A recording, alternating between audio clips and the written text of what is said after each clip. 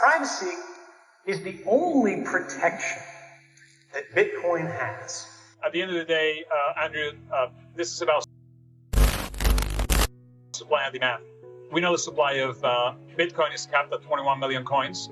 The supply growth rate of Bitcoin is halving every 4 years. So there's less and less Bitcoin coming in.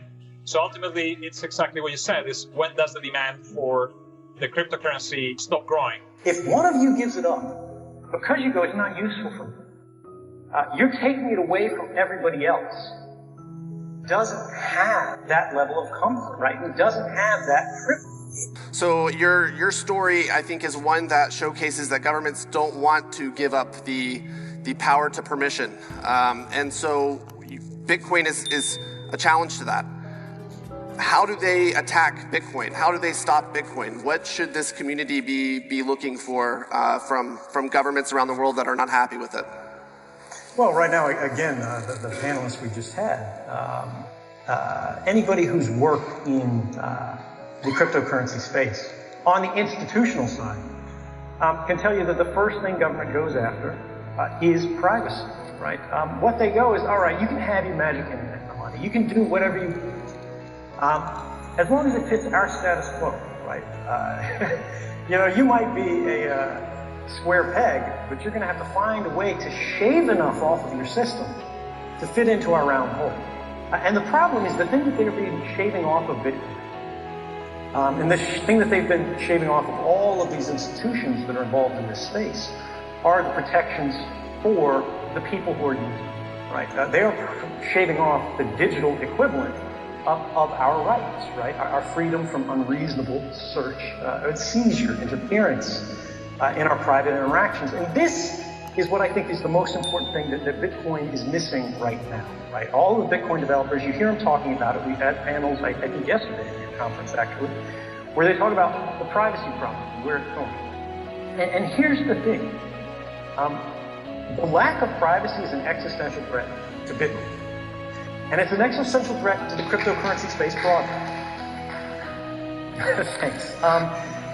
The reason why is privacy is the only protection that Bitcoin has for the users of it, people engaged in the ecosystem, to protect them from changes in the political winds of whatever jurisdiction they happen to live in. And you might be in the United States right now and go, look, I'm a fan of government or I'm not a fan of government, whatever.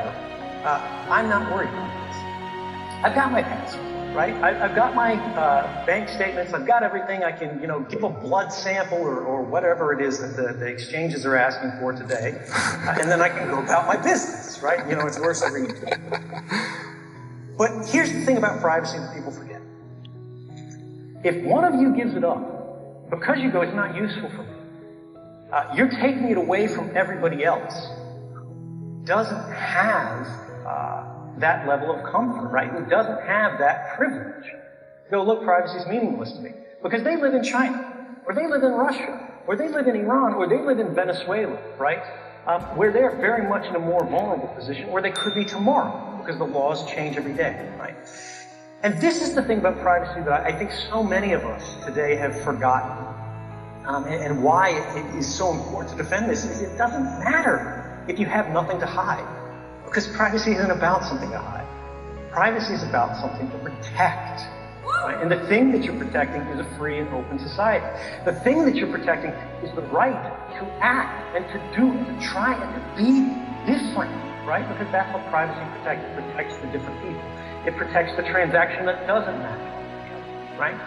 And, people will make good arguments here, and they'll go, look, there are criminals who use Bitcoin, right? And they're right. They're right. There are criminals out there who use Bitcoin. There's a hell of a lot more criminals who use the dollar, right? But there are criminals who are using Bitcoin, right? And they're serious criminals, and they're people that we don't want, basically preying on society.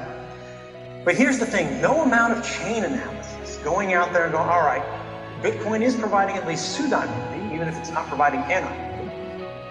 And we're going to go, this Bitcoin transaction from, wherever this old TXID, we pull it out of the muck and we dust it out, and then we go, it connects to this one, and this one, and this one, and this one, and this one, and this one, and this one, and then finally went to Coinbase. And luckily, Coinbase is our little deputy. So let's go to Coinbase and let's go, whose name is attached to that. But the thing is, the coin could have been spent 25 times by now.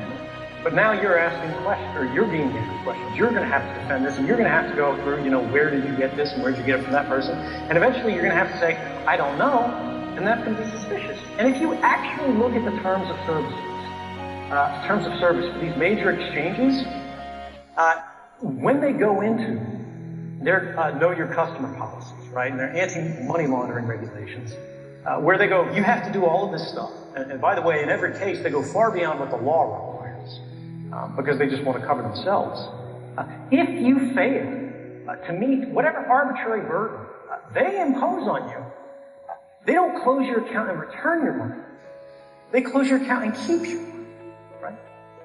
And so this is the thing that I think people need to think about, is what government goes after today, and will always go after in these spaces, are the on and off ramps, right? They are the points where you either need to buy this, or you need to sell this because you want to sell, or you want to, buy groceries.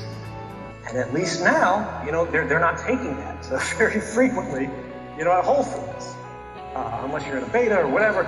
But this is the thing. This is a point of existential vulnerability.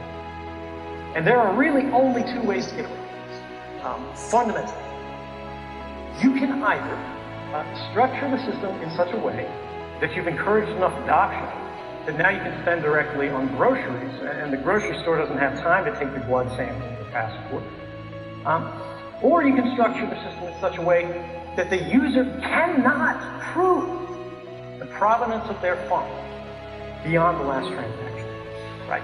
And when we have these sort of ageless transactions where you've got one or none, you can go, look, I got this from here, right? And I could have rebalanced my wallet or whatever, and there's no way to show it back beyond that.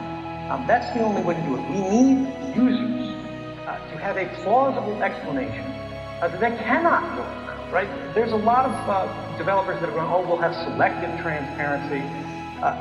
Selective transparency that's not driven by the user and that creates user-facing harms is a problem. Actually, there's one more way to go around this, and hopefully we'll get people on the road working on this. And this is to go and just completely obsolete the home run. And the way this works is all of these on-ramps and off-ramps today are driven by basically contact with banks. Anywhere where governments are going, we have to license you to do monetary transactions. And right now, everybody in the space is still going, look, we're incorporated in Texas or San Francisco, or God forbid, the state of New York. And because of this, we can only do these this certain way. And if, we have these new FATCA regulations, or if we have something from the New York Attorney General, or anything like that, we're screwed. We have no defense, we have no recourse, we have to reincorporate, right? And we still live in the US, it's a problem. This is actually something that governments count on wherever their jurisdiction is, so long as they have this set of rules. What we don't see happening in the crypto space now, which is honestly unforgivable given how many new sort of millionaires and billionaires we have, is you guys need to start lobbying for more favorable jurisdictions, right? And the whole point of this is just that they won't interfere with your business when it's working internationally. It doesn't matter if you're doing transactions in the United States or in France or Germany or anywhere else, unless you're in this model that we've always had, where you're trying to be the next, Bank of America. You're trying to be the next First National. But the world isn't waiting for the next First.